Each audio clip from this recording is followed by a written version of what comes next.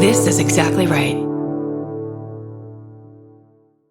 The Hulu original series Furious is coming to Hulu and Hulu on Disney Plus on July 27th. Starring Emmy Rossum as Alice Black, Furious follows a rookie FBI agent on the hunt for Catherine, played by Lola Pettigrew, a mysterious and calculating female serial killer. While Alice upholds justice, Catherine kills for it, terrorizing the rich and powerful men of New York in her pursuit of vengeance. With secrets that change everything, Alice discovers there's a thin line between hunter and prey. Watch the Hulu original series Furious on July 27th. Streaming on Hulu and Hulu on Disney Plus for bundle subscribers. Terms apply. Goodbye. The best time to think about home security is before you need it. That's exactly why there's Simply Safe. Traditional home security only alerts you after a break-in has already happened, and that's too late. Simply Safe is changing that. Simply Safe's US-based live agents identify threats on your property and help deter them so intruders never get to your house. The system is customizable so you can build one that fits your home and your specific needs. The 24/7 professional monitoring is effective and affordable and won't lock you into a long-term contract. I think that's what's so scary for so many people is that long-term contract. And like, what if it turns out you don't like it or need it,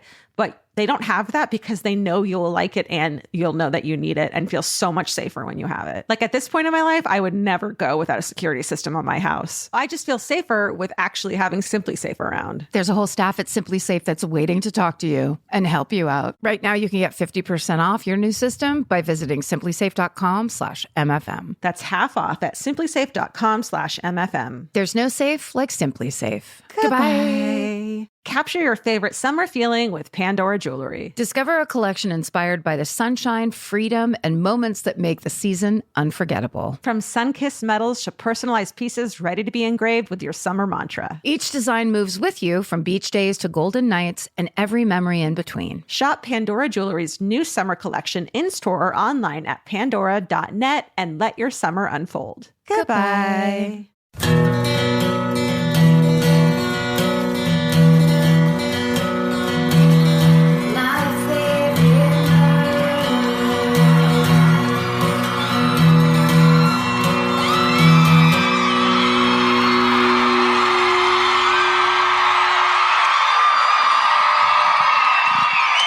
What's up, Indianapolis? Yes. Hi. Stay standing, please. No. That's my new joke. That's a good one. You can work it out in every town. Yeah. You can do it different. Did you sit down? I can't tell. There's no seats there. SRO right in front? Yeah. Happy St. Patrick's Day, everybody. Are you good and fucked up tonight? Good. What is it? Punch me, I'm Irish? What's Punch me, I'm Irish? Is that right? Yeah, I mean, that's what it ends up as, yeah. Doesn't really matter what the shirt says, because punch me, I'm Irish. It's more like punch you, I'm Irish. Do not steal that. I'm making the fucking shirt. Don't steal it. TM. Steven, copyright it immediately. Copyright it. He's under your cloak. There he is. You little rascal. No, he's banned from the city. Oh, what Steven did. The Super Bowl that year. Holy shit. Anymore. Super Bowl, that's right. Right? Remember? We know about Super Bowls. First of all, he loves football. I had to remember what. Definitely football. How are we not talking about your fucking cake? How could we?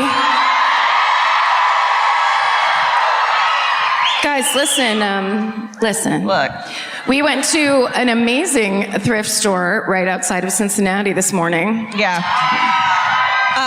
Casablanca Vintage. Yeah. And we were like, let's go get something green to wear on stage tonight. Obviously, that didn't work for me very well.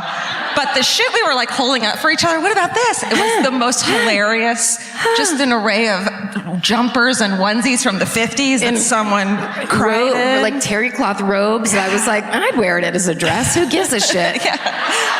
And then you pick this up. Well, I saw this because I knew going into that thrift store, as a person of size who also loves thrift stores, I know there's certain areas that you go to, you're like, I'm all the way down at the end of the rack. And there's gonna be like 7 Italian widow dresses down there. And we'll see what we get. And we'll try to have fun with it. You know what I mean? They didn't make tits and asses like this in 1952. I hear it's something about it's the processing of food these days. Anyway. So I was kind of like, wanted to have the fun, but knew the fun wouldn't be there for me if I really tried. And then I fucking blazed by this thing, and I was just like, capes fit everybody. Yeah. But then also, I'm sorry, what are the fucking odds of a bright green cape? Like, what are the odds? There's none. There are no odds. They don't exist. It's like a green flag. Yeah. Finally, a green flag. Yeah. It's lovely. It's yours. It's everything. Thanks. Plus, pocket. What if the cape had pockets on the inside? Oh, we should have sewn some in for you. I don't have any green on. Sorry, I'm Jewish. It's okay. You can pinch me. What the fuck kind of holiday? I really did it. Like, what Irish people that they'll pit? What if at Hanukkah, if you didn't spin the dreidel right, they just smacked you in the face? That doesn't. We do that on Hanukkah. We don't know it's Hanukkah, but look, I think pinching is definitely a thing that drunk people do. I just think everything. If you trace anything of the holiday, corned beef. Okay, that's someone that was trying to cure some beef and they fucked it up. Or pork or whatever the fuck. That shit it's like a salt lick that you have to chew. They forgot they were boiling cabbage on the stove. Yeah, they're like so drunk, they're like, this cabbage is gonna be amazing. Impossible. There's no way to make it good. Nice try, Grandma Ann. Like Irish soda bread, disgusting. So gross. They take what they want to be a dessert bread, and they're like, but what if we make it 17 times more dense than normal bread? And then put caraway seeds in it, like a bunch of dicks. Oh, and then a sprinkling of golden raisins just to round out the torture. No. We're not a culinary people. That's why we drink. But y'all are fun to hang out with. Right? Yeah. You don't even know how fun I can be.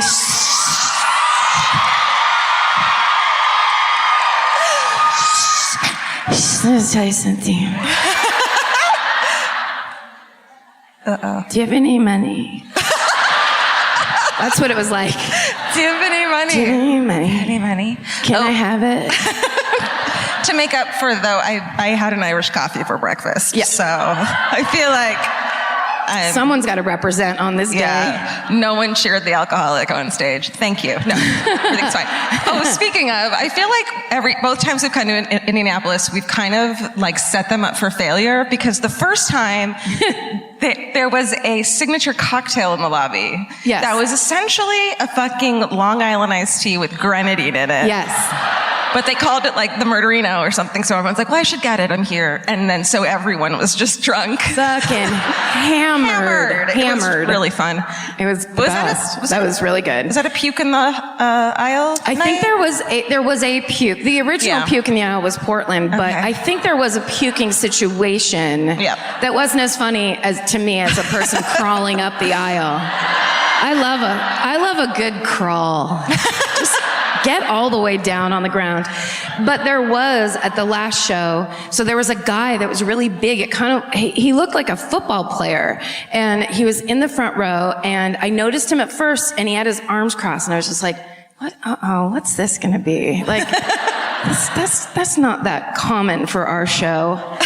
And then while we were talking and while we read our stories, I kept seeing this gesture. Like, I didn't see. And then I was like, what's fucking happening? Oh, no. And then finally we get up to do the hometown, because I don't wear my glasses on stage. You're all just, it looks like all the extras in the Doors movie right now to me.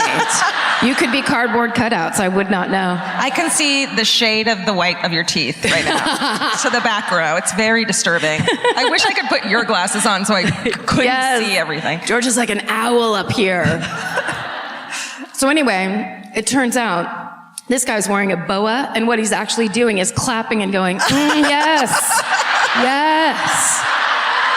And I know this because then we met him in the meet and greet, and as he walked up, I was like, I thought you were so mad at us. He was like, girl, no, girl. He was, no.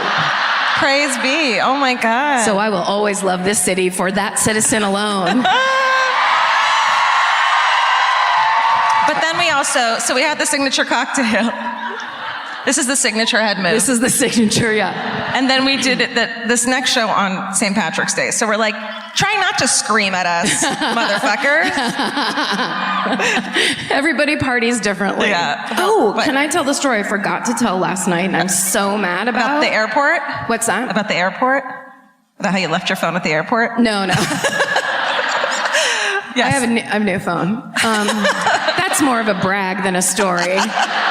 It's a 10. I had a 6. I went up 4. Anyway. No, I was mad because Carol just painted these nails as we walked out the door. Yes. Just a little. Last night we were in Cincinnati, Ohio, and at one point, thank you. At one point, I made a reference to the television show WKRP in Cincinnati because it's like mine and my sister's favorite show growing up. We were obsessed with it to the point where, and I remembered this morning at breakfast, and I was so angry because one of my favorite childhood memories was this time I got the flu, and that night my fever broke, like I was hallucinating. So I woke up in the middle of the night, and I had, as we have talked about at length, I had a clock radio that had red digital numbers on it. And so as I woke up, there was this strange red light in my room, and the entire cast of WKRP was standing around my bed, silently staring at me very lovingly and smiling. And I was like, Les, can you get me a glass of water? I was asking them out loud. Jennifer, please, I'm so thirsty. Mr. Carlson, can you give me a glass of water? And they didn't respond. They were just like, oh, that's a ghost story. Yeah. More than anything. They're all living, though. That's a story to get your flu shot, everyone. That's please. And if you leave here tonight with anything, gotta fucking let it be that. Let it be that. That's a story you don't care about from a city you don't live in. You're welcome, everybody. Speaking of, this is my favorite murder, the podcast. Oh yeah, the podcast. This is Karen Kilgara. This is Georgia Hardstark. We're proud to be here with you today. We are on Karen's official Irish Day. Or I don't know. No fucking way. No fucking way. No fucking way. No fucking way. I was gonna say you can always tell it's gonna be a fun crowd and I'm not fucking trying to make you guys like me. When you walk out and they're cheering, and then you grab the mic to say something, and they're like "fuck you" and cheer louder. Yes. It's like okay. That's right. It's all like right. no, we're not done yet. Yeah. Hold on. No, give us a chance. It's not your turn. Let us express ourselves, okay. please. Yeah. All right. No, you get to. We'll do it. Please it's do. All about you. Wait. You do have green on. You do have green on. That's not green. Oh, my tattoo? I'm trying to get you a pass. Oh, thank you. Here. I have a tattoo. It's got green in it. Oh, thank you. You know what you need is just a little shamrock tattoo on your ankle. Great. My mom would love that. There's nothing I love more than when you're fucking like in line at the bank and there's some dude in front of you that's just your most average bro, but he's just got like a tattoo of like the Notre Dame Fighting Irishman, like, but it's like there on his beefy like calf there, where you're like, okay, so we know you were drunk, but what else? Like, yeah. Just a little regret tattoo of like, me and my friends. Well, your friends aren't here anymore, 42-year-old. It's just you with a fucking tattoo and shorts on, apparently. Yeah, exactly. And that's not a judgment, because I have a tattoo of a salmon on my back for that very reason. But I was smart enough to put it somewhere where you can't see it at the bank. That's the key. Unless you're wearing those low-rise shorts When you love. sometimes at the bank I like to wear my cutout blouses. Yeah. That's right. Summertime. For some summertime. Should we really carefully sit down? Yes. Okay.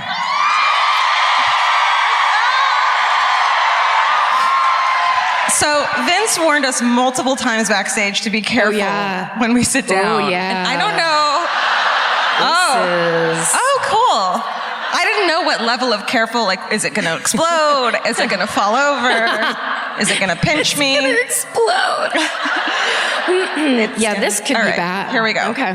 Wait. Should we take turns and I'll help you? And you. The cape. Okay, I'm on. Okay. You got it. Holy shit.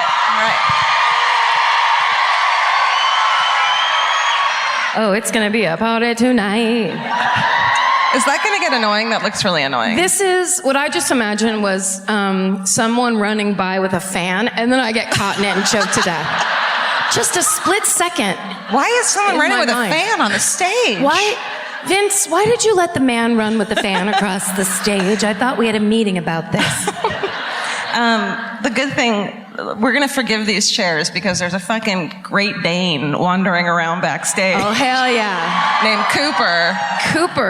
Vince, when we got here, he's like, could you guys get Cooper to come back here? And we're like, who's Cooper? And he's like, you need to meet him. He's the head of the company. He runs the theater. And we're like, what the fuck? I don't want to meet anyone. Okay. And then I hear Vince go, come on, Cooper. And I was like, it's a dog.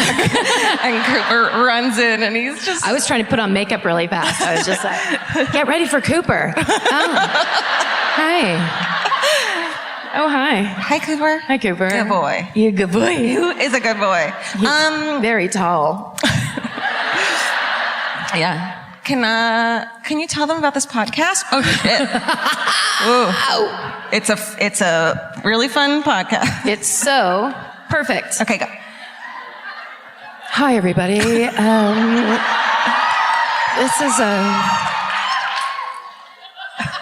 This is a true crime comedy podcast. Right. Oh, you listen?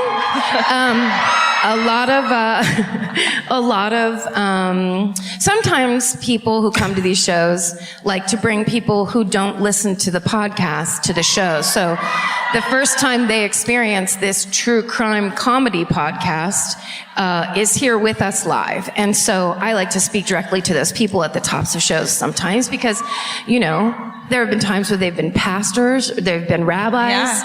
And they're probably already a little annoyed with us because their friend who brought them won't fucking stop saying, you should listen, I think you'd like it, you should listen. Like, shut up, I don't... And they don't get why anything we're talking about is relevant or interesting. Right. But what I want to address is the fact that sometimes people get offended by the combination of true crime and comedy. They think that's wrong. They think it's bad. They think they're the only one to fucking put it together, that comedy and true crime might not be a great combination. But, yeah, thank you. But we just want to explain to those people that we understand that true crime or story, it's basically a genre of media and stories about the very worst thing that could happen to somebody, the very worst thing. So that combined with comedy seems disrespectful or offensive. But actually the comedy runs parallel because we are people who very much enjoy reading about and talking about true crime, but we also have comedic personalities and always have. It's the way we release pressure. It's how we process horrible things in this world. It's what you and a lot of people do to get by. And so if you, it's not the clapping part. So if you find this concept is offensive, or just the fact that two women are talking for an hour is offensive, there's a lot of things people get upset about. We cordially and respectfully invite you right now to get the fuck out.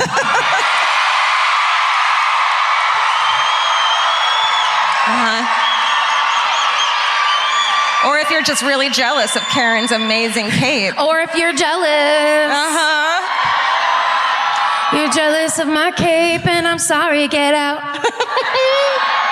God, I want to hear the backstory of that cape so badly. Oh my God. Well, I'll tell you. I just had a vision. Okay. Great. The St. Patrick's Day parade princess wore this cape. In 1974, her mom made it last minute. Oh. They were both drunk. And then there was Highland dancing after. Oh. Wow. Yeah. I bet you're right. Irish psychic. All right.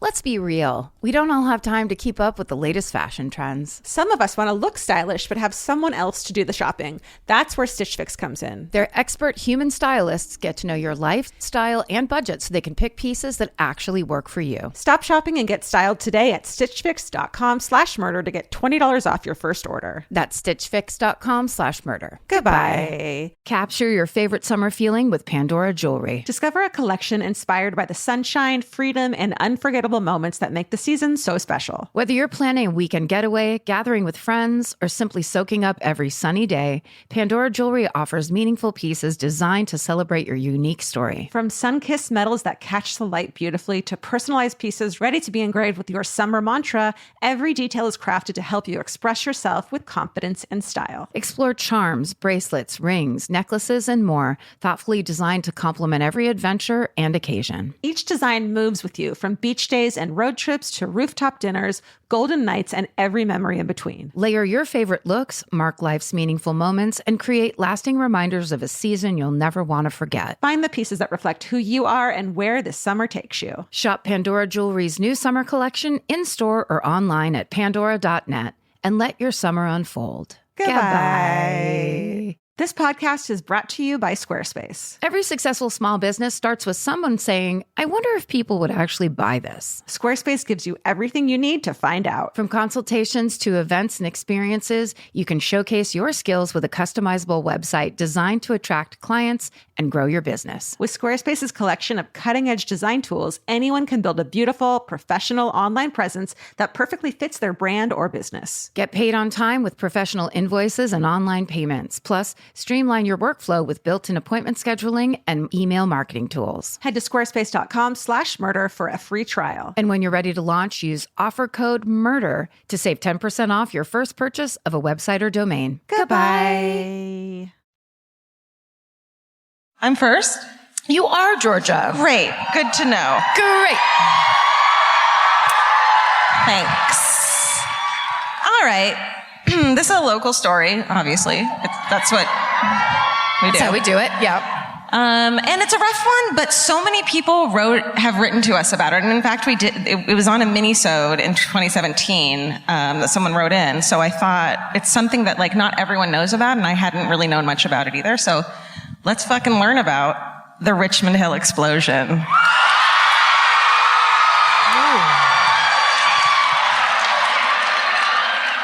Controversial, I know. Okay. Noises of all kinds. Okay. So on the night of November 10th, 2012, an explosion rocks the Richmond Hill suburban residential neighborhood in Indianapolis, Indiana. More than 200 people are evacuated. About 100 first responders and investigators are at the scene. 86 homes are damaged or destroyed. 86? Fuck. Dozens are demolished. And the worst part, 2 innocent people died in the house next door to the explosion. The event turns into the most complicated homicide case ever in the state of Indiana. Fucking bananas. All right, let's start with the shitty people. Monserrat Shirley is born into a poor family in Puerto Rico. She spends her childhood watching wealthy Americans vacation in her hometown, and she wants to be like them and sets her sights on working in medicine. In 1990, she is accepted to a nursing school in Michigan. So, at 25, she meets a manufacturing technician named John Shirley, and they start dating. He supports her through nursing school. They get married. They get a nice house, a little house in Indianapolis, where he is a pharmaceutical company rep at Eli Lilly. Wonderful pills, everybody. Hooray for pharmaceuticals. Really. I don't know who fucking started it, but whoever made the meme, if you can't make your own serotonin, store-bought is fine.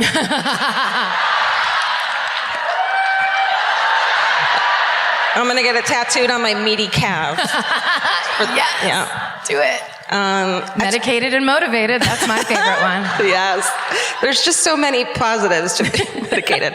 Okay.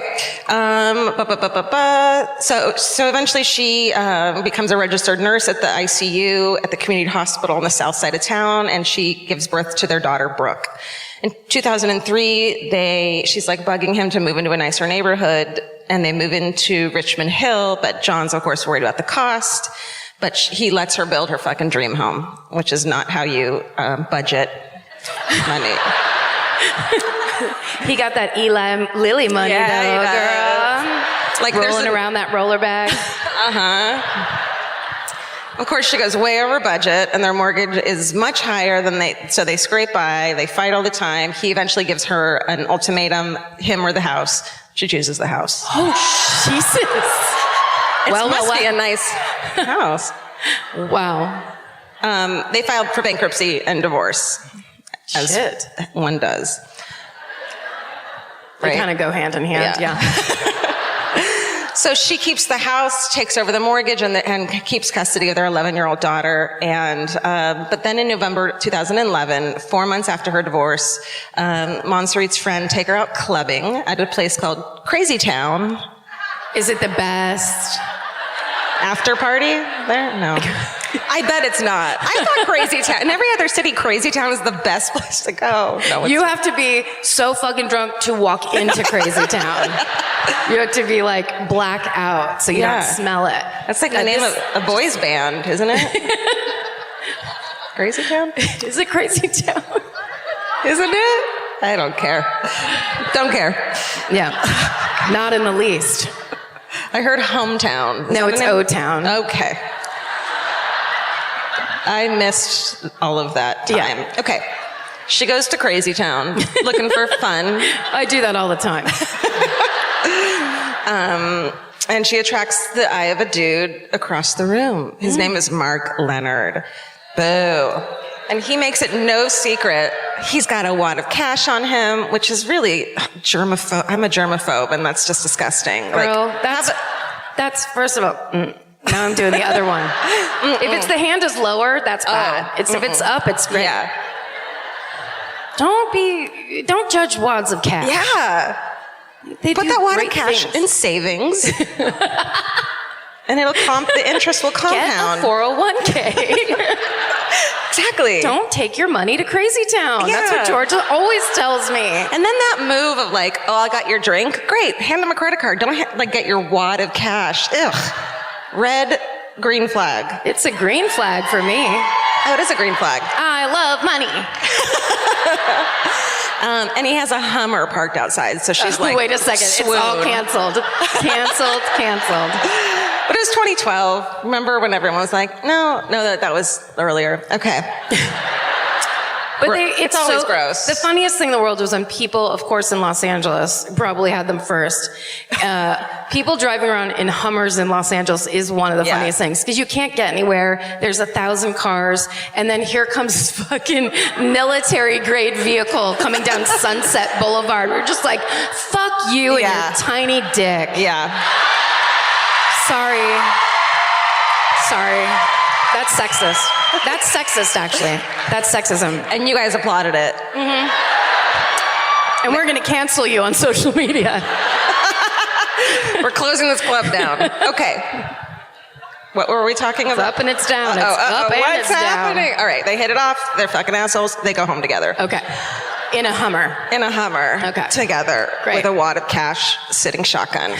With the seatbelt on. Yes. Yeah. One night turns into 3. We've all had those dates. Yes. They're amazing. 24-hour dates. Fuck. You know what? I officially apologized to the Hummer guy. I was wrong. Yeah. I didn't have one of those on mine and Vince's first date because I didn't want to seem like a slut, but really, I really just wanted to sleep with him. So why didn't I just do it? I like the idea that you don't want to seem like a slut to the guy you want to fuck. What a fucked up culture we would have to be in. Meow, meow, meow. And knowing Vince now, he would have been like, great, Yes. let's fuck. He doesn't care. All right. Now you know. Now I know. Slut it up. Yes. Here's the thing. You don't have to buy the book, The Rules. You don't have to like neg people or try to slut trick shaming. them. No slut shaming. Literally at around, I would say 1:15 at a bar, pick the one you want and make eye contact and go, I will fuck you. Bring your own condoms. You don't need to think, do you have a condom? Bring your fucking condom. Let's get it done, pal. Stuff like that. They love it. They love it. That's been our advice corner to you. From what I can remember from the 90s, they love it. All right, they go home. One day turns into 3. Things happen like, for example. Like, Georgia's going to give us a couple examples. I'll tell you what, Mark moves in with her a few weeks later. Okay. With her and her 11-year-old daughter. Green flag. Red. Yes. Don't let strange men move into your house with your daughter. No. Okay. Mark Leonard, let's hear about this idiot. He's born in Indianapolis in 1969. He eventually, I put that word in, works as an exotic dancer. Not right away. Not when 1969. No, not a baby stripper. Mark Leonard is born in 1969 and he becomes a stripper. It's like way later. Good. That Great. it happens. Probably mid-80s, early 90s. You gotta hope. I would hope. He makes lots of cash and retires in his 40s and becomes a roofer and a mechanic and a general contractor and a general dick. Can I just say, Yeah. I wonder if that's what he stripped as. Like, wouldn't that be funny if he was like, I'm the mechanic or whatever, and then it's like, whoa! Or like if you're a male stripper, you have to become the thing you strip as. Like, so it's like, I was a stripper, but now I actually am a fireman and or a cop. And how about retiring? You got to think that life as a male exotic dancer is hard. If you retire to become a day laborer, like to have a really fucking hands-on crazy job. Look, we all suffer by the beauty standards that this culture puts on us. Women more, but still, everybody does. We've seen suffer. Magic Mike. We know. We know what those poor strippers went through. By the way, if you get a chance to go to Las Vegas and go to the Magic Mike strip show, I am not kidding. It is worth every dollar you will spend. You won't believe your eyes. And I'm not saying that like it's not a Chippendale situation. I'm not just being like, bachelorette part. It's not that. It's high art. It's ballet. It's gorgeous, beautiful, an accomplishment. Thank you, Channing Tatum. We don't say it enough. Thank you, Channing Tatum. Okay. A lot of this. Oh, me and my boa in the front row, just like, Okay. So he makes a comfortable salary, but he likes to gamble, as we all do. He becomes Buffalo. He becomes a regular at the surrounding casinos. He likes to be called a big spender. It says. All right. That means you're not. It's like making up your own nickname. It's not your nickname.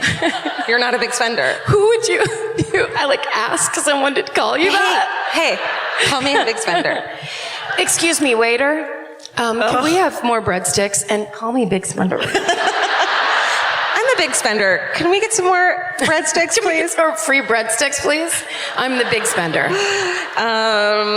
But he becomes a regular at casinos. He buys nice cars on motorcycles and burns through thousands and thousands of dollars quickly.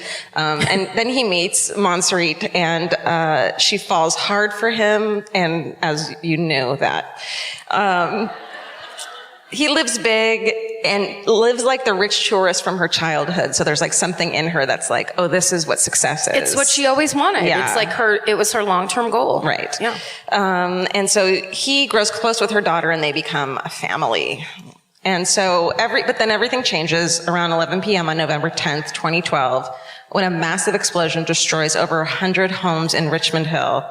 Some think it's the end of the fucking world. ash is coming down like snow, and more than 500 calls to 911 are made within minutes. And so I was looking through our hometowns that got sent into our email, and Danielle M. wrote, at 11:10, she was in the area. At 11:10, the loudest sound I have ever heard hit me. It penetrated my eardrums, rattled my brain, and pulled the air from my lungs while simultaneously lifting me off the couch. What the fuck? The front door that was deadbolted busted off its hinges, and almost every window shattered throughout my house. And she's just in the neighborhood. Fuck. My first thought was that someone put a pipe bomb on our front porch, and I thought, who the fuck did we piss off to the point that they wanted to blow us the fuck up?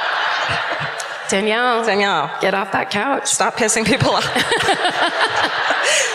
So houses collapse, residents run in to pull out their neighbors from, it's like, everyone's trying to help each other. Firefighters fight the flames throughout the night and risk their lives to evacuate people from their homes. In the end, there are 2 fatalities, the next door neighbors to the house that exploded, John Dion Longworth and his wife, Jennifer. Dion worked with electronics and Jennifer was a teacher. They were in their 30s and they were just thinking about starting a family at the time. I know, it's fucking heartbreaking. 12 other residents are injured but survive. And 10 feet south of the explosion had collapsed on itself. So I just have a couple pictures. I'm not going to get fucking graphic or anything. But so these are the 2 houses. One of them that blew up, and then that's how. Oh my fucking God. I know. It's fucking insane. And so one house in my neighborhood when I grew up blew up. So, and I was like 4 years old, and I could still take you to the fucking house that it happened, and I remember exactly what happened. Yeah. And it's just imagine, and it was just one house.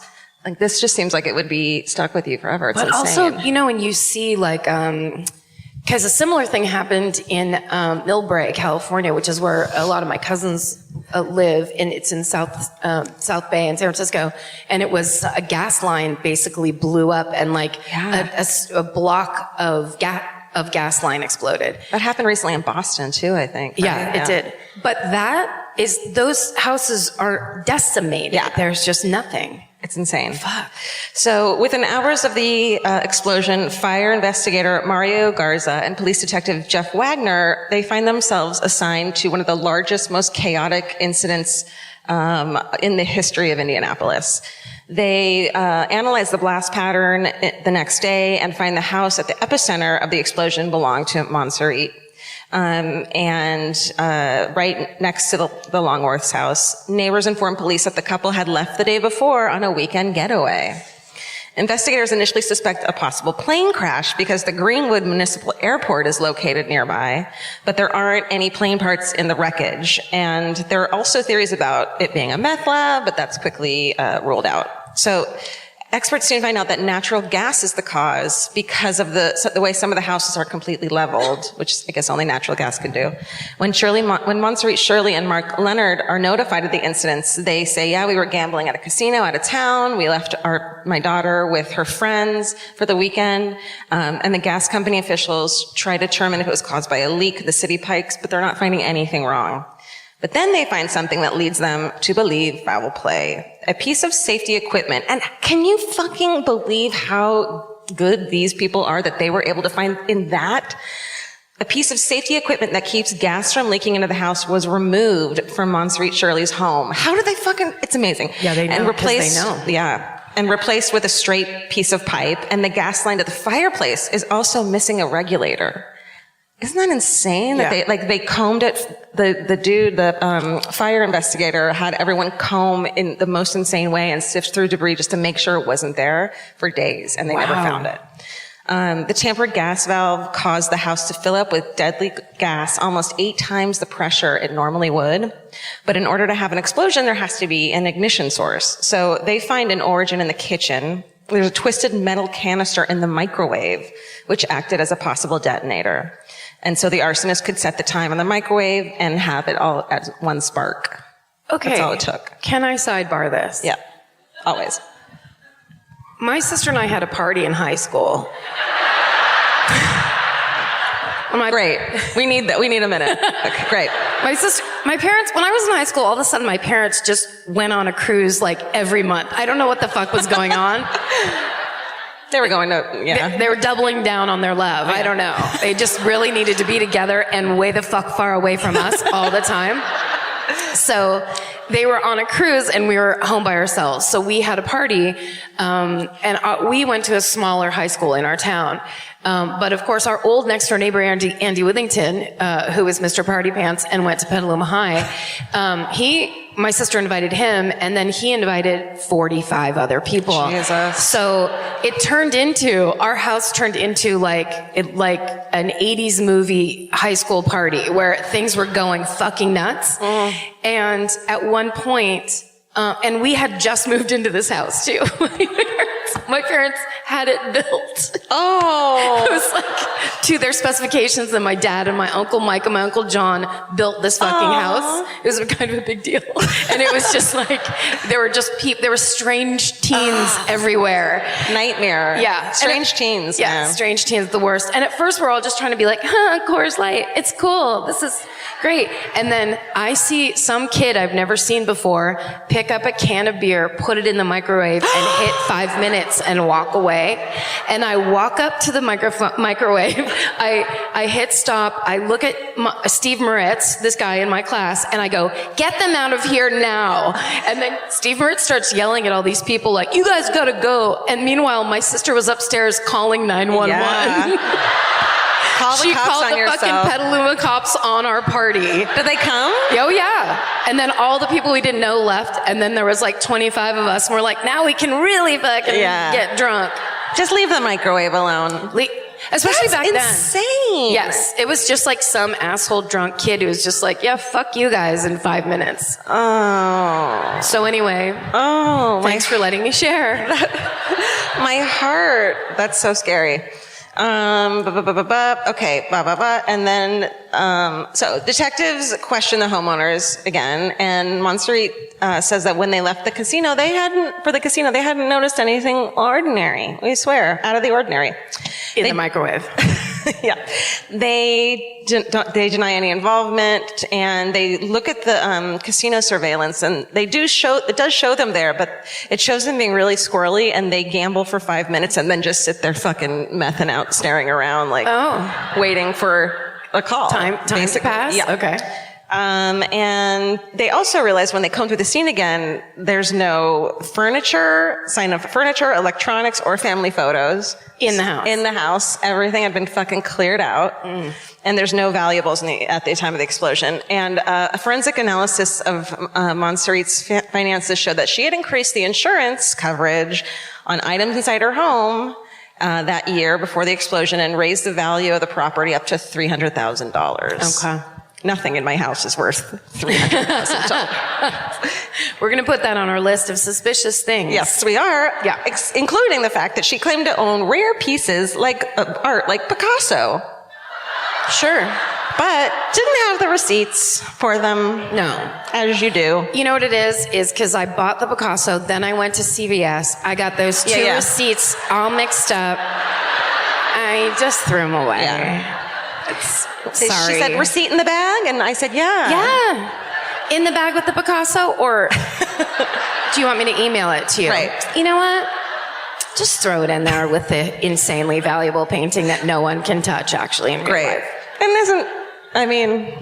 okay. And then they're like, it's normal. We dropped our daughter off there. It's also totally normal that weekend we were boarding the cat at the groomers. They even cleared out their fucking cat, but they had no sympathy or like care for their neighbors. Human beings, yeah. Look, I love cats. I fucking get it. Yes. But like, come There's on, a couple man. people in the audience that are like, what's the problem with getting the cat out of there?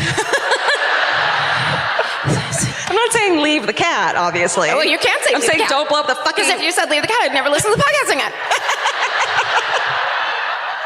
And I start sweating and crying. Okay, so... Okay. So a friend of Mark then comes forward to police, and he's like, yo, dude, a week ago, Mark told me that Mark told him that his house blew up and he was going to collect insurance on it and buy a new Ferrari. And so his friend was like, that's weird. I'm going to go tell someone. Great. Good call. And go. Sorry, just in so many. I mean, I think we've probably told close to 400 of these stories now. Mm-hmm. And I would say 395 the people tell on themselves. I don't want to educate criminals or make them better. It seems like you can't really. But how about just shut up for 2 weeks? Could you? It's like there's some connection between fucking idiots who will do shit like assholes who will do shit like that and people who can't keep their fucking mouths shut. And people who would pre-brag about blowing their own house up. And then think that all their friends would be like, great, and like not be concerned about it. Yeah, not be like, excuse me, what did you say? I'm not okay with that. It's a stripper that turns the music down. Sorry, what did you just say? Or it's their fucking dealer at the casino, and he's like, why are you telling me this? Good luck, players. What did you just say? Okay. And on the Friday before the explosion, Mark Leonard, and this is what our friend Danielle M. called him, and his big bug-eyed brother Bob. Danielle went for it. So Mark Leonard's big bug-eyed brother Bob spoke with a neighbor who was a Citizens Energy employee. I don't know. Now I'm just picturing Marty Feldman's eyes. You know, Igor from Young Frankenstein. Yes. I think that's close. Do you want to see them? They get arrested. Spoiler alert. There we go. She wasn't. Look at her crying. Look at her fucking highlights. Look at them. You're right, I should get highlights. I hear what you're saying. I hear the message. They're like, okay. I mean, those guys just look like, you know, it's like, some people got a bad idea and then they just didn't stop having that bad idea. This guy looks like he's from a fucking Bond movie. That's some Blofeld shit happening over there. Yeah. I'm scared to be near his picture. That guy, when his brother was like, hey, I have a nefarious thing to do, he was like, great, I'm in. He like, didn't care. He throws down his hot dog and turns off the TV immediately. I don't know why. He's eating a hot dog. Is that last? Hold on. Last. Yes. Okay. Sorry. Okay. All right. So Citizen Energy employee Bob asked about the difference between propane and natural gas and what would happen if a house filled up with natural gas. And on the day of the explosion, another neighbor sees a white van pull in the driveway of Montserrat's house around 2 or 3 and just takes all their photos and financial documents out of the house and loads them into the van. Because God forbid their fucking photos would explode. I hate them. Okay, so. Meanwhile, that's the other thing people don't seem to think about is that you have neighbors and they're bored and nosy. Oh, yeah. Anytime I hear one thing, I have this weird little window in my front where I have to stand on my toes to look out of it. So if you were outside doing something, you looked over, it'd just be like this. Me and my crazy eyes staring at you as you did some weird thing. Unfortunately, my next door neighbor listens to the podcast, so I can't say anything about what her family does. No, she's really lovely. Her kids are really fucking loud, though. Yeah. Consider this a warning. They're teenager, like they're preteens. And one time... Stephen, you're marking this, and then we're going to talk about it later. Yeah. We were having a hangout party for like a boxing thing. We weren't having a boxing thing. There was a boxing match going on, and I don't know any details. So Vince was showing it. It was a thing. We had friends over. Listen, pot is legal in California. Some of them like to smoke it. And so the house was filled with smoke. And then I hear a knock at the door, which is always the most terrifying thing. Oh my God. And I open it, and these two like 12, 13-year-old skater boys from next door are like, hey, we can smell pot. Can we have some? And I just like slowly, I said, are you guys cops? They didn't get it. It was really funny. Fucking idiots. And then I said, no, and just closed the door. And then it was like, Vince, cute. Vince, the cops are here, and they're really young. There's a 21 Jump Street situation happening. We're too high. I can't do it. Get me out of here. What's boxing? Why are people hitting each other? Okay, we definitely cut all that, Stephen. Cut it all. Okay. This is tonight only. This is Indianapolis only. Keep it in the vault. Don't go fucking on the fan forums telling the neighbor what everything Georgia said about her. She is lovely. Everyone knows teenagers suck. Okay. Okay, so 6 weeks after, okay, they find evidence that the couple had taken steps to board the cat, drop Brooke off at the babysitters, and leave town to the casino twice previous attempts to do the same fucking thing. So this is the third attempt, and it finally worked. Police also discover that Mark Leonard is being sued civilly by multiple women who accuse him of scamming them out of money through online dating sites. Don't trust anyone until you've known them 4 years, I'd say. Right? Wait, so is that how he got that big wad of money? Those poor ladies? Yeah, probably. And the roofing. I don't know. That is good money, actually. It's really good money. But you have to know the skill. You have to have skills. And he'd previously been accused of insurance fraud before, so he's just a fucking fraudster. Yes. 6 weeks after the deaths of Dion and Jennifer Longworth, investigators arrest Montserrat Shirley, Mark Leonard, and his brother, Bob Leonard. And they're all charged with insurance fraud and 2 counts of murder. In 2013, Mark in jail, he's hanging out in jail, already in big trouble, asks a jailhouse informant for a hitman connection. Because he is smart. He wants to kill an important witness against him. He ends up calling an undercover agent and asking him to make it look like a suicide. And the undercover agent's like, yeah, I could totally do that. Sure, that's not a problem. And so he's additionally charged with conspiracy to commit murder. I love that even his jailhouse informant was like, this guy sucks. He's carrying around a wad of newspaper and saying, call me big spender. I feel like when you're in jail, you should know, and again, please don't tell the criminals I said this, but you should know that everyone around you is a jailhouse informant. Yeah. Like, it's not like, every time we hear that in a story, I go, how did the cops, why are they so smart that they knew to put someone in there? It's like, no, it's just a dude going, oh, did you just give me something that could shave a couple years off my hellish existence in this place? Yeah, let's do it. How fucking stupid. Yeah. Yes. Okay. It's just this cocky, like, narcissism that you think you're somehow going to trick people. Yeah, you're smarter than everybody. Exactly. So prosecutors spend 2 years building their case. They have 175 witnesses, 6 weeks of testimony, and 3,000 pieces of evidence. And they initially try to try the suspects together, but the judge is, the whole time the judge is like, fuck you guys. Like, he hates these fucking people, clearly. And he keeps being like, nope. So the trials then start in 2015. Before Mark's trial, prosecutors offer to drop the murder charges against Montserrat in exchange for her testimony against Mark. And she pleads guilty to 2 counts of conspiracy to commit arson to receive a lesser sentence. And she insists that the plan was Mark's idea from the beginning. They'd only been together a few weeks. When he encouraged her to increase her insurance policy, she says she didn't want to go through with it, but he eventually wore her down, and she did it out of love for him, which is not a fucking excuse. No, don't bomb anybody out of love for anybody else. It should be in the Bible, but since they didn't put it in there, I guess we'll try to spread it around. The best way to show your love for someone is to say, I love you. Yeah. That's it.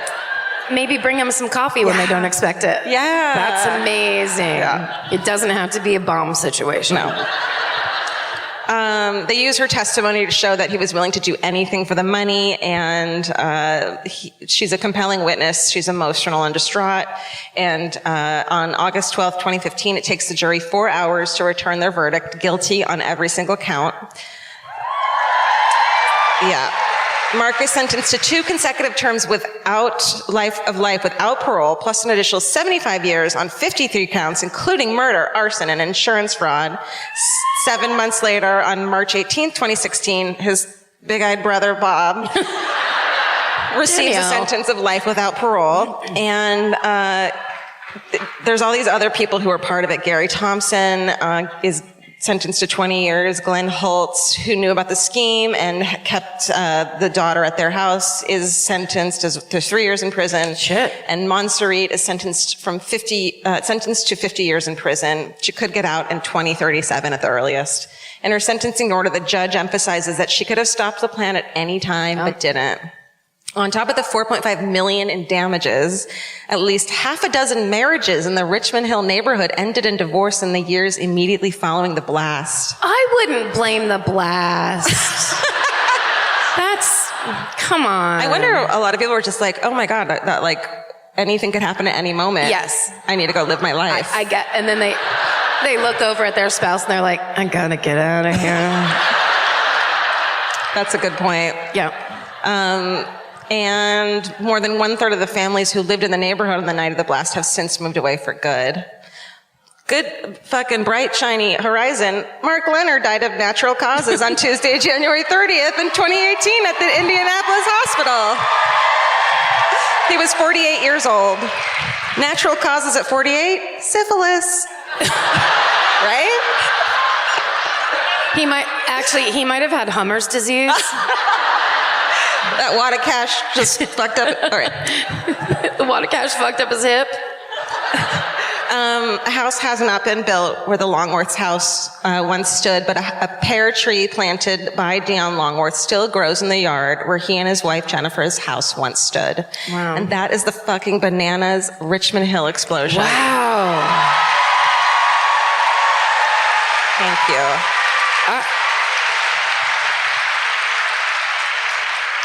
Blown away. Shit. You know I don't like that kind of comedy.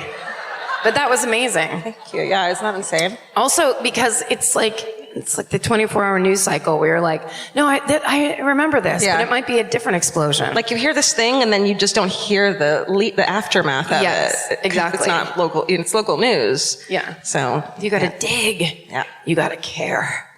Okay.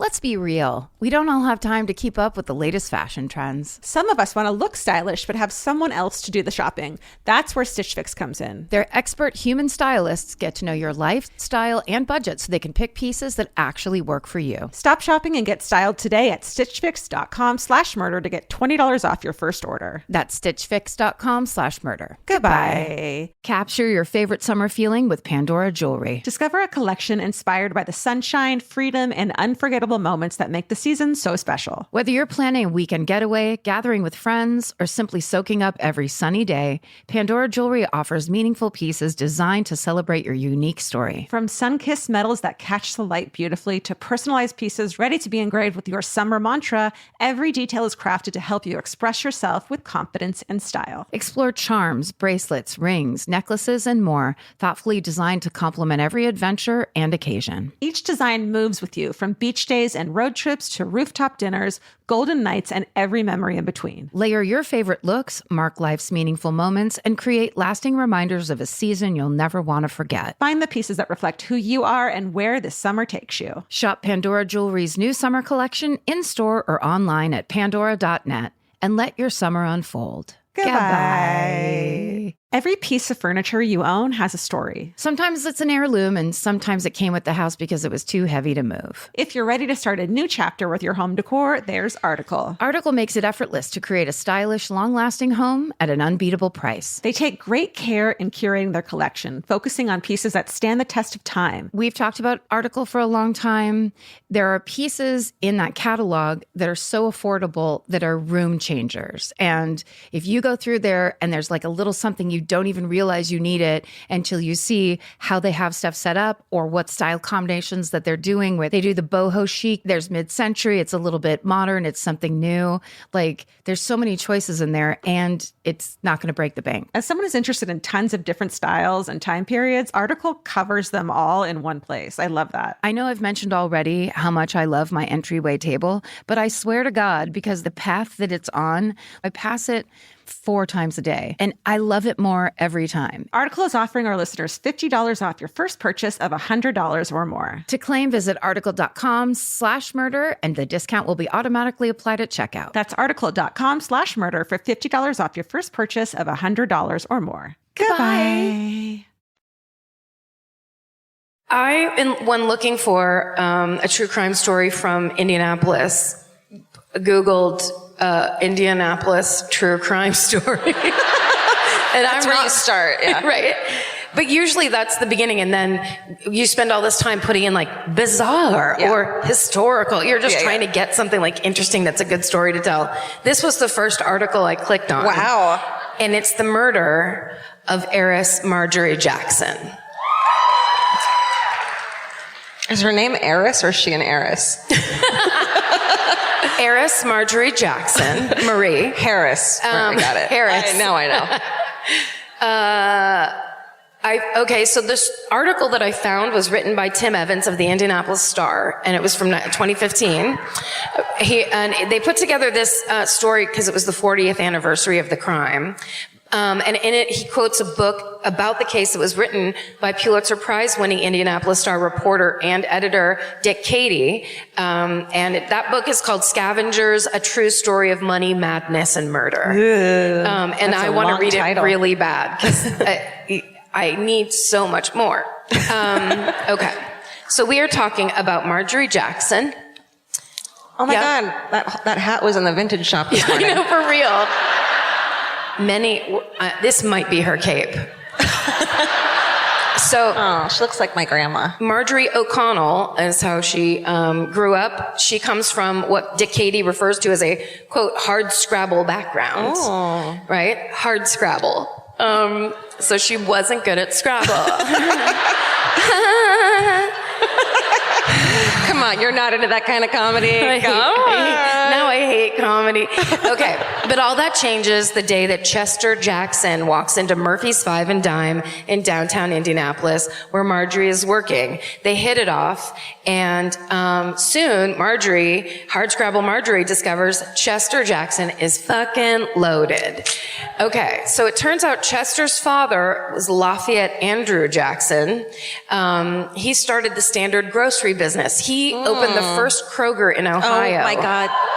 Money, money, money, money. So who would have thunk that fucking supermarkets was like big money? Yeah, supermarkets. Dude. Supermarkets in the 10s, 20s, and 30s. I mean, it's in the name, supermarket. Oh yeah, it is still super. That's crazy. Crazy money. Okay, so here's how it went. Chester's father started the Standard. So he basically opened the first Kroger's in Ohio. Then he basically sold the chain and bought the Standard grocery business or whatever. He just kept kind of like buying up, making a ton of money, and then buying out places. He actually sold the AMP. He was the owner of the AMP grocery store chain, and he sold that, and then it like immediately went out of business. Wow. Like he was just a very astute business person. Yeah, let's give him some props. Yeah. But he is shot and killed in a robbery in one of the grocery stores that he owns. So in 1931, Chester takes over the family business. So he manages very well, but it's basically like he has a ton of money, then he makes more money on that money. Sure. And we know how that goes in today's America.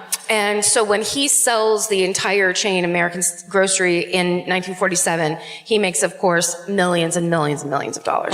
And this is around the time when he walks into that Five and Dime and meets Marjorie, just like a terrible John Mellencamp song. Problem is, good old Chester Jackson's married. And so Marjorie's like, that's fine. And they carry on what is referred to as a not-so-secret affair for years, which I would love. And when I read the book, I will then know the details of that not-so-secret affair. You touch her ankle in public or something? On the bus. Oh, my God. So I'm sure it was just he was like a super rich guy that could do whatever the fuck he wanted. So, and his wife was like, fine, I'll stay home and take pills and look out the window. It's not a bad life. It's not. You can smoke indoors. Cats drink love gin. that life. Yes. There's many cats. You get some really like high grade cats. And then you just get your decanter of gin, put on your stories. You're fine. Okay. Now, miraculously, in 1952, Chester actually does the thing all men say they're going to do, and he divorces his wife and marries Marjorie. It's a second marriage for both of them. So it was the real thing. Look, stop judging their love, as sinful as it might be. In 1954, they moved into a very fancy house, an expensive at the time house on Spring Mill Road in Indianapolis. You live there? It's the best road here. Oh, you should see how gorgeous the asphalt is. So, they never have children. But that doesn't matter because they have so much money that they treat their money like children. All the money gets their own room. They ignore it? No. Go out and play. Okay, so here's the thing though. Back in the day, grocery stores used to be cash-only businesses because, of course, credit cards either didn't exist or were very rarely used. And you could not write a check usually at a grocery store unless people knew you personally. So there was rarely checks. So it was a cash business. So essentially Chester, and I'm sure his dear old dad, Andrew Jackson, they basically would take home the money from the grocery stores and hide it in their house. Millions of dollars. Fuck. They would stash it so that, because he didn't want to pay taxes on it. Of course he didn't. Nobody wants to pay taxes on their money. We fucking do it. Yeah, you just have to do it. But of course he doesn't think he has to. Aye. So their entire house is just filled with money, with cash everywhere. It's also in safety deposit boxes in banks around town but for the most part, their house is filled with cash. It's a fire hazard because of cash. My God. So then in 1970, Chester dies, and he leaves 60-year-old Marjorie with a $14 million fortune. Fuck. So Marjorie is, I don't know if she already had been, with the details will come in Scavengers by Dick Cady, but she becomes a bit of a kooky recluse. As one would want. Yes. Fun. She's now it's my time for pills and gin. She's like, let's do this. She rarely leaves the house. Yay. What for? She talks to birds and squirrels. Okay. Yes. I mean, I've done that. I mean, they're fun to talk to. They are. Because they keep it zipped. Wait, is that a problem to talking to squirrels? It's absolutely not. Okay. As long as it doesn't get in the newspaper. Okay. As long as you're not talking to it like it's a normal conversation. Yeah. Are you hearing anything back from the squirrel? No. Oh, then you're fine. Okay, great. Yeah. If you hear the squirrel talk back, tell a friend. She shouts racial epithets. Now there's when I stop. We knew we were going to run into something. Yeah. It's 1978, 6. So she also tells people, the people she does see and talk to, who are hearing her yell bad words and talk to squirrels, she also tells them she's growing money out of the ground. Oh, no. Uh-huh. How old is she, 42 or something? No, now she's 66, I believe. Okay.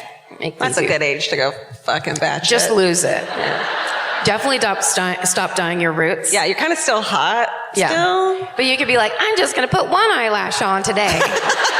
Like, you could just do that kind of shit. Yeah. That's when it gets, your vision's very poor. You're not putting on glasses to put on lipstick. You're like, I know where my mouth is. Get away.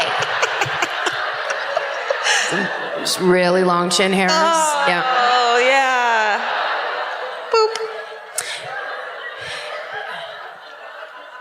So, in 1976, Marjorie learns that an employee at the bank where she took her money and she put about $9 million of it in the bank, they say.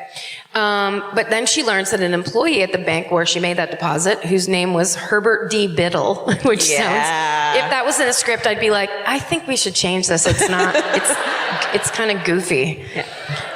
But this is real. He embezzled $700,000 from her. Wow. Out of her account. Probably in front of her. Yeah. Because she was like, the squirrel told me I should come in and look at my money today. And he was like, that's right, Marjorie. Yes. Sign this and sign this. Oy vey. No, stole it behind her back. He's caught. He serves 10 years for embezzlement. She goes from kooky recluse to full-on lunatic millionaire. So what she does is she spends the next few months pulling all the money out of all of her bank accounts across town. There was multiple. So between January and May of 1976, Marjorie cashes out her entire fortune, which is, it was 11 million total? Yeah. It's more than that. It's 14. But she takes 9 million out of the Indiana National Bank. Oy. It's now Chase. Sorry. It's all going to become just Chase. Like, we're like, do you want to get fast food or go to the bank or go to the grocery store or go to the hospital? Well, let's go to Chase. There's a really good show on Chase tonight. Okay. Stop being negative, Karen. She takes 9 million out of the Indiana National Bank and an estimated additional 2 million from other bank accounts. So what she'd do is she'd show up at the bank with a suitcase. Yes. She'd ask for $1 million in $100 bills. Fuck. And then she'd go walk out of the bank with the suitcase, like real side to side for no reason. Beautiful vintage suitcase. Yes, with flowers on it. Aye. Then she'd go home and hide the cash in closets, toolboxes, vacuum cleaner bags, garbage cans, other spots around her house. What? And she would squirrel it away. Oh. The squirrels told me. The squirrels told me to put this here. And she always had a bunch of cashews in her cheek. Anyhow, everybody. Okay, so of course, word spreads around town. Sure. You know, Herbert D. Biddle from the jail was like, guys, listen, you're fools if you don't get up to that house on Spring Hill Road. I got a hot tip for you from jail. It's me, Herbert D. Biddle. I'm bald and I have round glasses. You can see me in your head right now because my name is Herbert D. Biddle. Pocket watch, vest. Word spreads through town that Marjorie has millions of dollars hidden in her home, which is, you have to think about, that's like, if you wanted to look at, you know, there's a house in Los Angeles, they just call it the murder house, where a dad tried to kill his whole family one night. And the house murder mansion. The Los Feliz murder mansion. And yeah, the rumor was that it was all closed up and you could still see the Christmas tree and the Christmas presents or whatever, but that was like, that's kind of not really the truth. But everybody goes and looks at it because you're just like, holy shit. Imagine if you found out that there was just like a crazy old lady in a house full of cash. Yeah. Like, it's such a security issue. I mean, that's why people don't keep cash in their house. No, nor should they. No, they shouldn't. Or in their vacuum cleaner bag. Guys, get a savings account, you know, get a high yield savings account, put your money in there, let it increase over time. Because Chase Bank cares about you. Chase Bank. Promo code murder.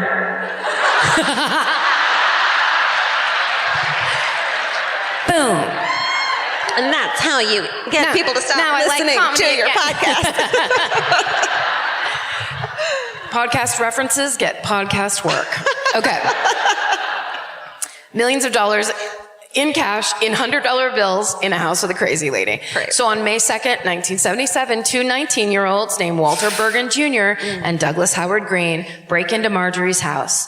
They steal diamond necklaces, watches, a pearl necklace, diamond rings, and then in going through one of Marjorie's closets, they find $817,000 in $100 bills. So they take that too. Yeah, they do. Yeah, they do. Holy shit. Yes.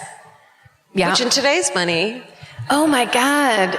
That's easily $2.7 million. Yeah. Why didn't I today's money that? I don't know. I'm sorry. I was procrastinating. It's a ton. It's over double. Let's just say that and agree to it and move on. And why don't you have another beer and stop checking my math? Someone's defensive. Okay. Marjorie doesn't report the crime. When the police ask her about it, she says the teenagers are lying. Mind your own business. Wow. That is ballsy as fuck. Hero, except for the racism part.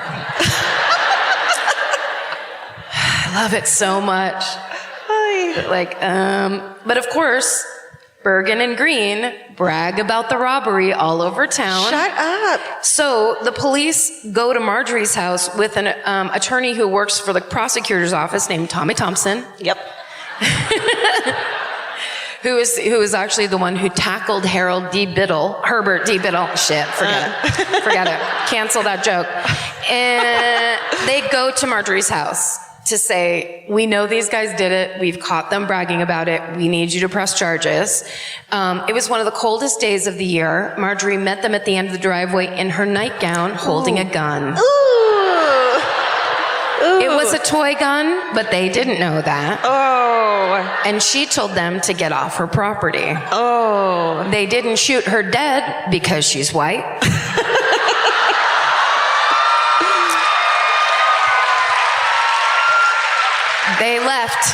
They left.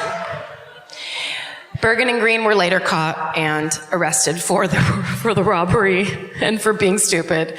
Okay. So despite Marjorie's threats and reclusiveness, it happens again, of course. It's like, yeah. Yes. This entire story is like a prequel to Fargo. There's so many parallels and characters, all of it. It's insanity. So on May 2nd, 1977, Manuel Robinson and Howard Billy Joe Willard, for real. Billy Willard? Oy. Oh shit, I think I have another picture. Oh no, wait. I had Marjorie. Oh, I do. Ooh. Look at that. See it. This is the house. How'd she let it? This was wow. I should have done the comparison. This was a really nice house when they moved in. It was a really nice house. And this is what she let it turn to. Oh, honey. With her ramblings and her squirrel talk. You got the Christmas lights year round. Yeah. You got here that thing.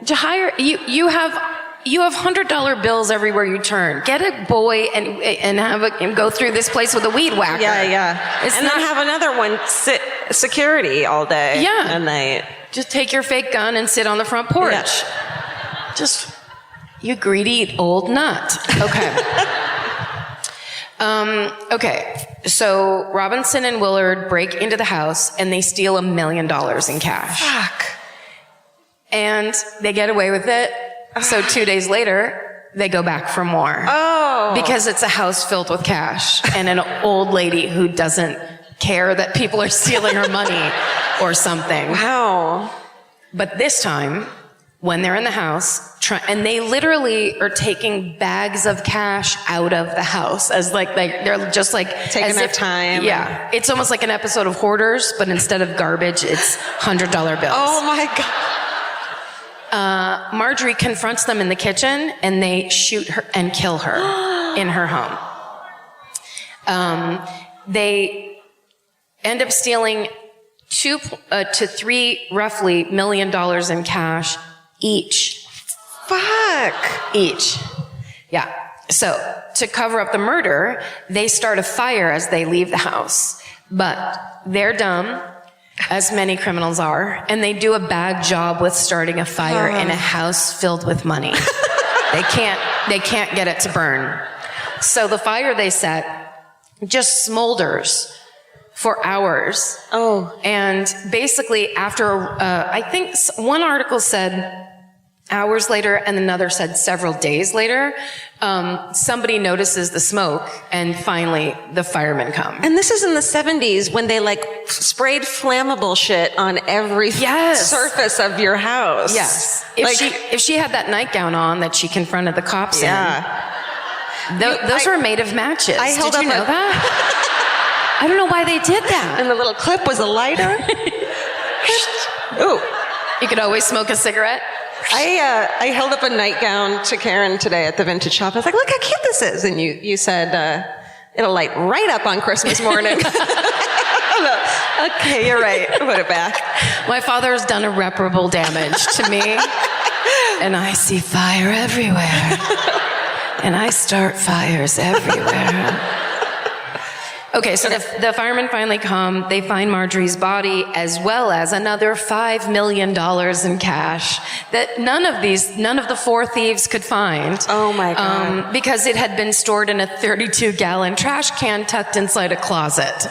So as they were going through all the other shit, they're like, no, that's garbage. Don't look in there. Yeah. In the closet? No. That's trash. That's a trash can. That's the closet can. Yeah.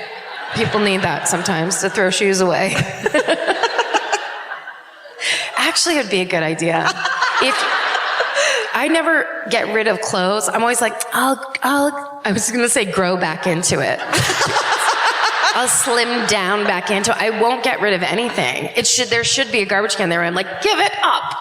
You're never going to wear this sailor shirt. I have a weird corner where I tuck the things that I'll like want to give away and want to sell and want to maybe fit back into one day. And then it's like a weird tucky thing that you can't see. Yeah. And then Mimi sleeps on it for fucking months. And I take it out and there's just this sheen of fur. Yes. and then it's trash. Yeah. Have you ever I've done this a couple times when I drop clothes off at the Goodwill or the place near my house. Yeah. There will be enough dog hair on the clothes I'm dropping off where I try not to make sure no one sees me. But it's you. So They I'm know. like, these are good clothes, but you're going to have to roll the shit out of these clothes. Apologies. Yep. Okay, so here's Detective Dave Paschal or Pascal counting some of the cash. Oh, wow. Look at him. That's not Herbert? No. That's his brother Dave, by his brother-in-law Dave, by marriage. Look at the look on his face. It's like, I have to count it and I don't get to have any. This is bullshit. After that photo was taken, he was going, one for me and one for you. Well. Uh-oh. Well. Dog ear that idea. When investigators searched the house, and this is the part I don't have enough information on for my own satisfaction. When investigators searched the house, all the doorknobs and heating vents are covered in aluminum foil. What does that mean? Baked potatoes. Happy St. Patrick's Day, everybody. What does it mean? I don't know. Oh.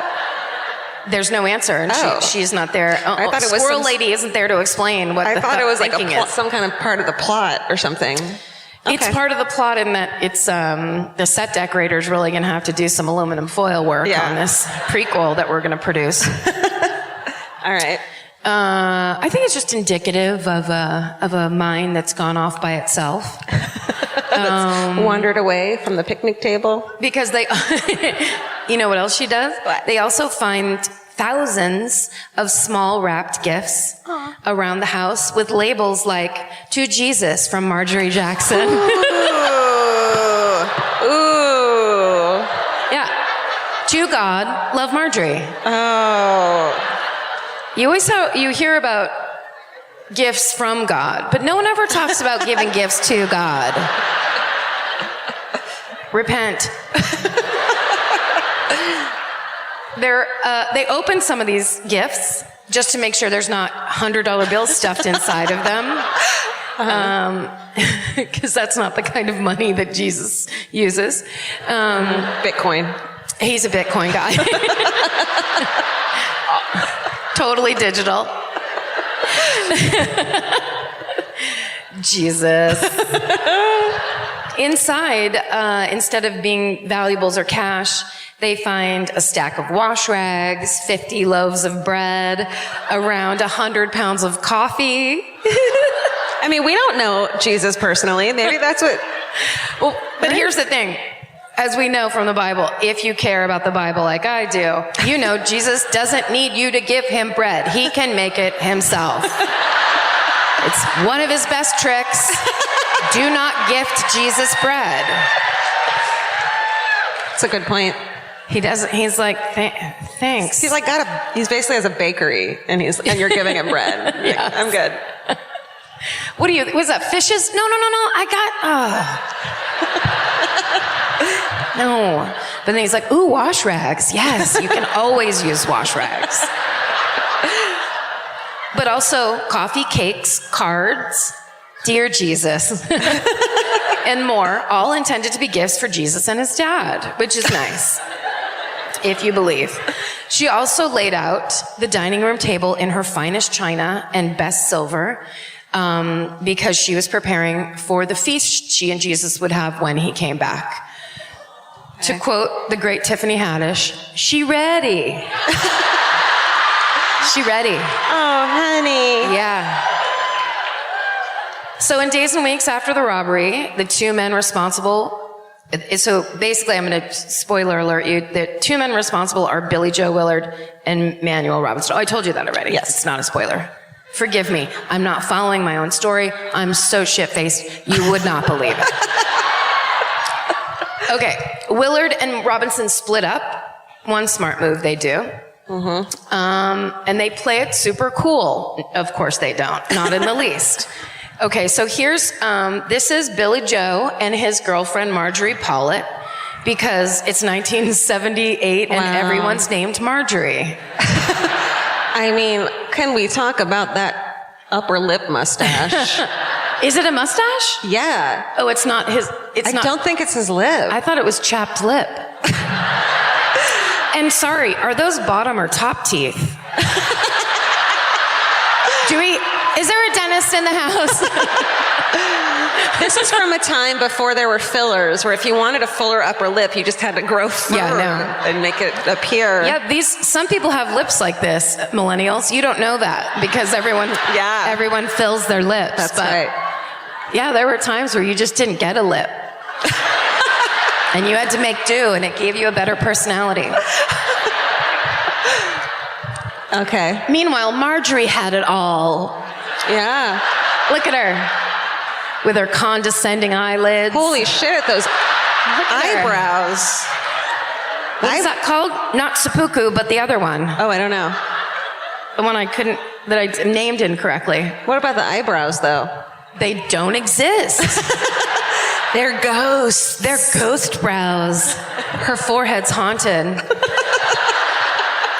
I just do like that people used to have hair like this, and it was like, it didn't matter what your face looked like, you had to have literally 4 feet of hair going, like, it was full on Marge Simpson. And like you couldn't even put your finger through it because it was so sprayed. You couldn't get near it. Yeah. That was actually what would ignite the match robe or match nightgown, was the hairspray. It was like a full can of Aquanet inside your mom's hair. A history. Okay. So here's what they do.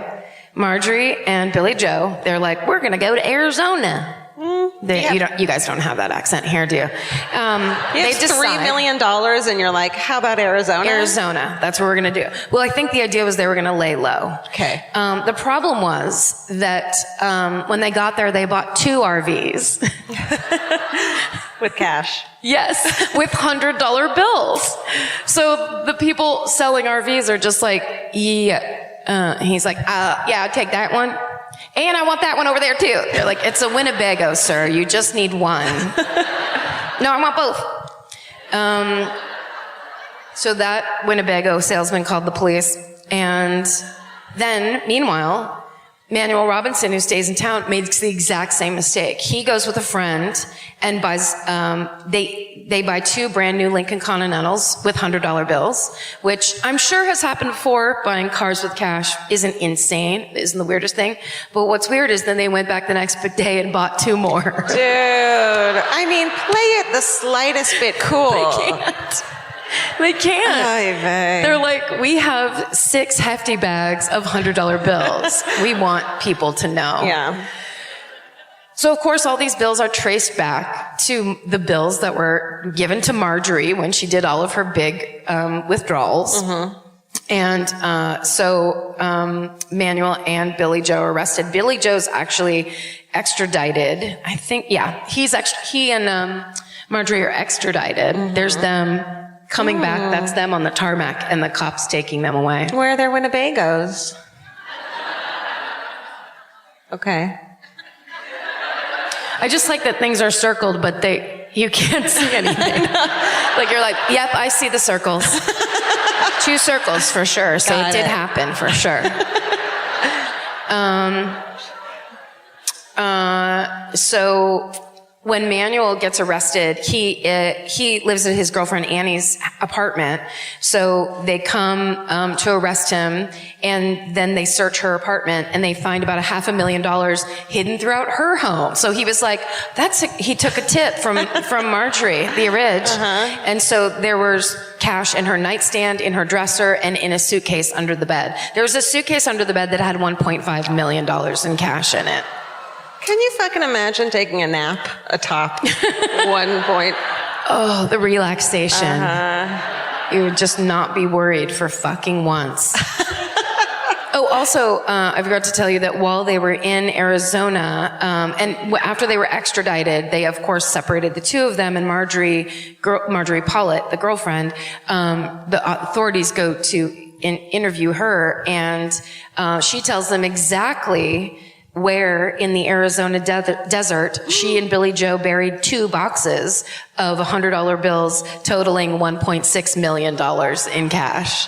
So that's literally, this is like a screen-for-screen reenactment of Fargo. Yeah. But instead of snow and Steve Buscemi with his face, it's fucking Billy Joe and his girlfriend out in the desert just digging. Apparently, it was a really shallow hole, too. It was just like, they're like, tick, tick, tick, all right. They're like, can't we pay someone to do this? We're rich now. No. Like, they were obsessed with keeping everything in boxes or drawers. Don't spend the money, squirrel it away. Okay, fine. I told you that part. Oh, here's those guys when they were being arraigned. So that's Manuel, and that's his girlfriend, Annie, right there. Caught. Okay, so Billy Joe Willard is pinned as the mastermind of this whole plan. So he's tried and found guilty of the murder of Marjorie Jackson. He gets life in prison at the Indiana Reformatory. Good. Oh, here's him in court. Oh, is he British now? Does he look British? Yeah, he became a soccer coach, or what I like to call football. Anyway. Okay. He's like, guilty? What do you mean guilty? Look at the look on his face. It's all so shocking when it's like, yeah, you know, you went into the old lady's house twice and stole $5 million in $100 bills. We caught you. Okay, so he goes to jail at the Indiana Reformatory in 1987. He collapses while jogging and dies. So that's the end of his story. Jogging in prison. There's this one part of the prison yard that's just such a gorgeous jog. There's a riverfront trail. I mean, I get that you want to stay in shape in prison, but personally, I'd be like, now I can let myself go. You know? Wouldn't you think? Yeah. It's like, Or you'd be like, if you're going to exercise, do the thing that makes you look like someone can't shiv you in the night. You know what I mean? Like, you're jogging around. A light jog. That's like, just why don't you paint a target on your back? So he had collapsed. They didn't even say why. Perhaps a blow dart from across the prison yard. People like, you're just bugging me and we're in jail, so I'm going to kill you. Manuel Robinson is tried. He's acquitted of murder, but he is found guilty of robbery and arson, so he serves 10 years in jail. So 40 years later, which was in 2015, an 81-year-old investigative journalist named Don Devereaux is talking to one of his sources about this story, and they note how odd it is that there was so much money left unaccounted for. Yeah. So, especially considering that that Manuel and Billy Joe cooperated with the police and like told them they got them, you know. And when they added it all up, it was $1.6 million had disappeared from the boxes in the desert and the garbage bags in the apartment and everything. Disintegrated. Right? So, through the Freedom of Information Act, Don Devereaux obtains FBI files on the case, and he comes across 2 interesting things. One of the FBI records about this that he requests is he gets a report that it's been partially destroyed. It was partially destroyed in 1993. Squirrels. therefore unattainable. And Devereaux says this is the first time in researching that he's ever experienced that with an FBI file. It almost never happens. Wow. So that on top of, he sees in a report that one of the case agent's names has been left unredacted 6 times in the report, which is very, very uncommon. So, like any good reporter, he looks up the name and he finds the real estate and financial records of that agent, and he finds that agent has a Swiss bank account that he withdrew money from to buy a very expensive piece of property several years after Willard and Robinson were sent to prison. So Don Devereaux's theory is that this unnamed, in this article anyway, FBI agent who was named in the report he read skimmed some of the stolen money that he recovered from the Arizona burial hiding place, misreported the amount of cash that was found, and then funneled into his offshore bank account. The FBI formally denied Don Devereaux's request for a further investigation. No, thank you, they said. We're good. We'll decline that. Thank you. Please take a tour of our facilities. Watch Mindhunter. Yeah. Netflix. Yeah. Whereabouts of the remainder of Marjorie Jackson's missing fortune are still unknown. And that is the insane story of the murder of Marjorie Jackson. Wow. 1 page. What a waste. Oh my God. How is that not a movie? Yeah. No, I gotta read Scavengers, A True Story of Money, Madness, and Murder by Dick Cady. I'm reading it. 100%. Yeah. That was incredible. Good job. Thank you. Do we have time for our hometown? I think we do. Careful. Okay. I'm just like a bride. Oh, there's this. Hey. Oh, you've got green on. No. What happened? You have green on. That's right. And I have nothing else to add. I'm sorry. I don't. all right. I'm going to be out there. Okay. Do we need to wrap it up? Are we in a little bit of a hurry? Okay, so this will be a quick one. We have to go very fast, please, because we've taken so long. Let me just tell you a couple rules real quick, and they're important. Because we have to go fast, you need to know the beginning, middle, and end of your story. You need to be able to tell it quick. You can't stand up and be like, oh my God, this is crazy. I feel so crazy. We get it, and we understand, and we're crazy too. But tell the fucking story. It needs to be from Indianapolis, please. It needs to be good. And you can't be super drunk. Remember, it's St. Patrick's Day. We have a new one about the pointing thing. Oh, yes, that's right. If you're pointing at a person next to you, but you haven't heard the story, you're fucking dead meat. I will come and find you. And with that, Georgia will choose. Do you need the lights up? Yeah. One person. Yes. Come on up this way. Oh, wait. Shit. Go that way. I really fucked this one up. Uh-oh. You have to go the other direction. Wait, come this way. Can you come this way?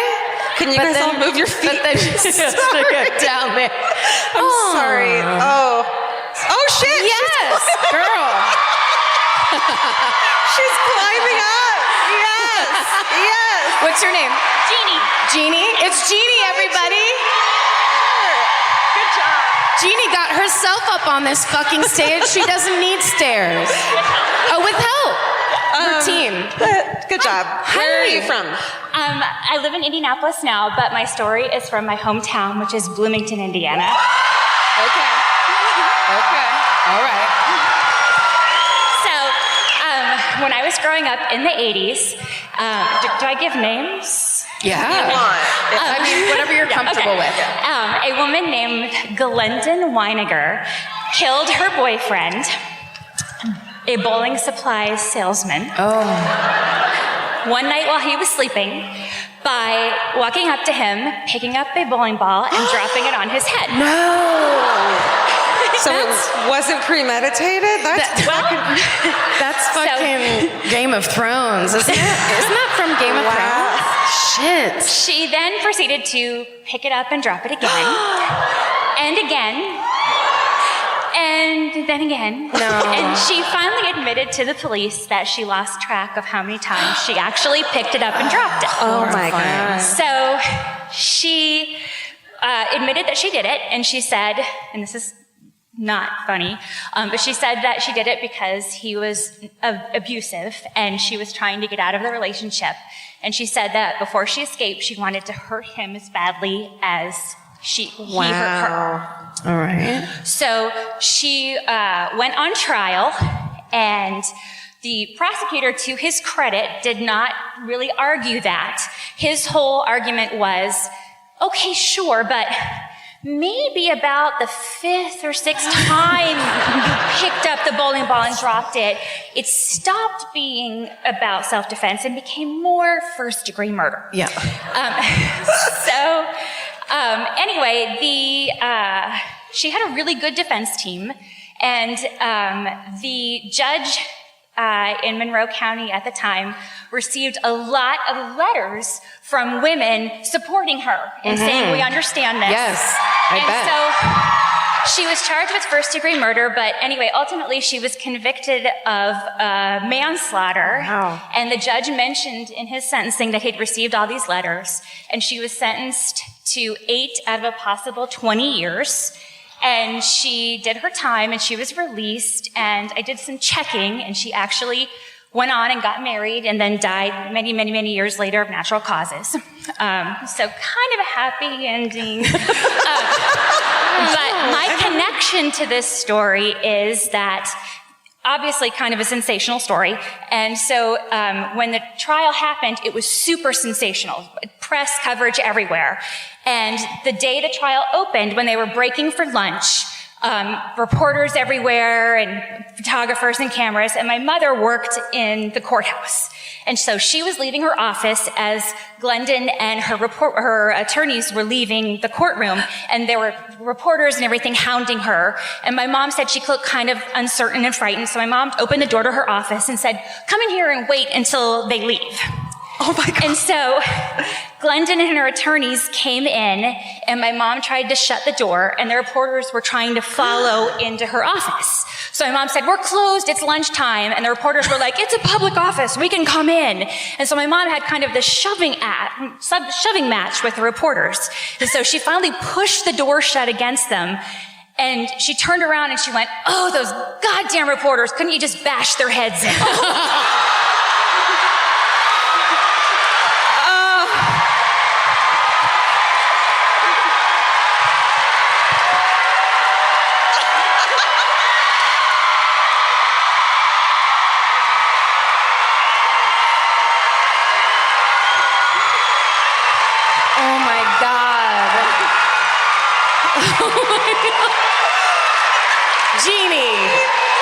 Jeannie, everyone. That was amazing. That was amazing. Tell us? That's pretty much What was your mom's name? What's your mom's name? Barbara. Barbara, she's still with us? She's moved on. Okay. Barbara. Peace to Barbara. That was awesome. Amazing job. You can go over toward Vince. Oh, yeah. He'll get you off the stage. Yeah, you don't have to climb down. No, It's that's yours. Yeah.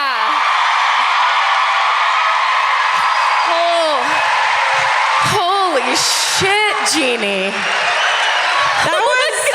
We've had a weekend. This is our first show. Every night's been a fucking great hometown. Every night. That was the fucking Yeah. I mean, fuck. We've never had a run like that. Yes. Of like great hometowns. Because I always have to try to anticipate and see what she's going to do. And I just thought her mom was going to be in the background of a picture. Like, I was like, oh, she was in the newspaper with like a weird look on her face. But no. You love it when you're wrong. And she said something that we all could picture ourselves saying and then going, oh my God. Whoops, sorry. Gosh. Wow. Guys, it's been an incredible weekend and an incredible night. Thank you so much for having us.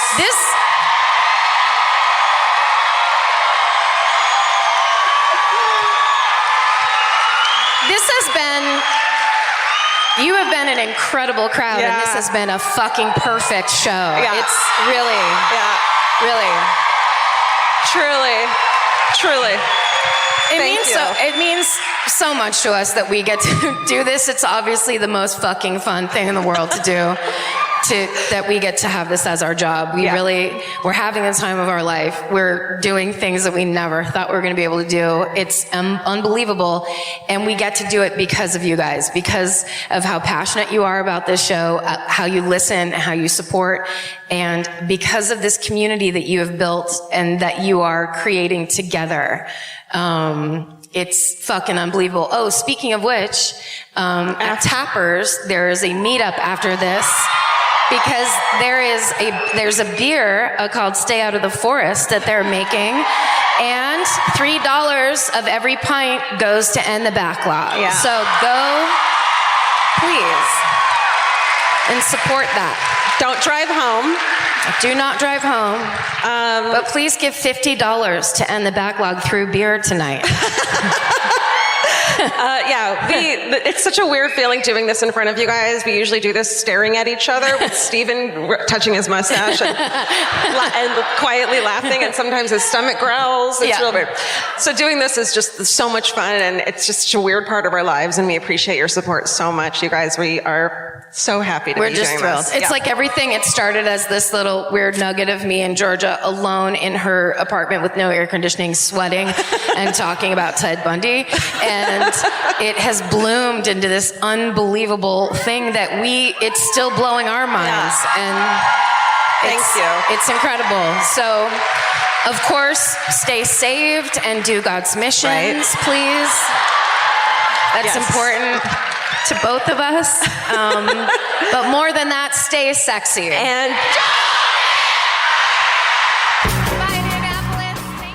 the best time to think about home security is before you need it. That's exactly why there's Simply Safe. Traditional home security only alerts you after a break-in has already happened, and that's too late. Simply Safe is changing that. Simply Safe's US-based live agents identify threats on your property and help deter them so intruders never get to your house. The system is customizable so you can build one that fits your home and your specific needs. The 24/7 professional monitoring is effective and affordable and won't lock you into a long-term contract. I think that's what's so scary for so many people is that long-term contract. And like, whatever turns out you don't like it or need it, but they don't have that because they know you'll like it and you'll know that you need it and feel so much safer when you have it. Like at this point in my life, I would never go without a security system on my house. I just feel safer with actually having Simply Safe around. There's a whole staff at Simply Safe that's waiting to talk to you and help you out. Right now, you can get 50% off your new system by visiting simplysafe.com/MFM. That's half off at simplysafe.com/MFM. There's no safe like Simply Safe. Goodbye. Vacation planning should feel like a breeze, not a deep dive into countless travel sites searching for the best deal. With Cheap Caribbean's Budget Beach Finder, you can search every destination and every date all in one search. You'll save time and money with the Budget Beach Finder. Say goodbye to endless scrolling and tab hopping, and hello to Budget Beach Bliss at your fingertips. Go to cheapcaribbean.com to try out the Budget Beach Finder and see just how stress-free vacation planning should be. Goodbye. If audiobooks are your thing, or if you've been meaning to listen to more of them, you should check out a podcast called Earsay,